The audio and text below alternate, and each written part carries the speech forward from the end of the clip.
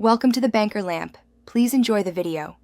You start by ensuring location is on and Wi-Fi is active. This improves accuracy fast. Next, sign into the Google account linked to the Maps data and grant location permissions when prompted. Without them, you can't see personalized sightings. Once done, open Google Maps and go straight to the menu.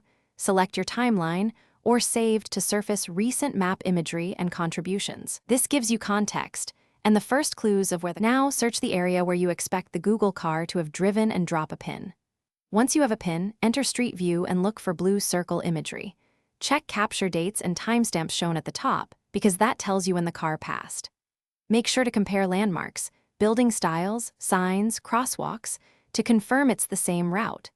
If you have multiple candidate dates, toggle them to see changes and keep notes of the most recent capture for follow-up. Finally, save the exact pin coordinates or the Street View link so you can return.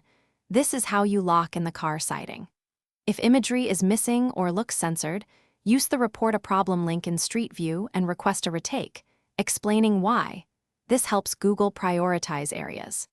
If nothing appears, make sure your app cache is cleared and retry later. Sometimes privacy blurs or delayed uploads prevent immediate visibility, so give it time and check adjacent streets. Thanks for watching. If this was helpful, leave a like and consider subscribing. See you next time.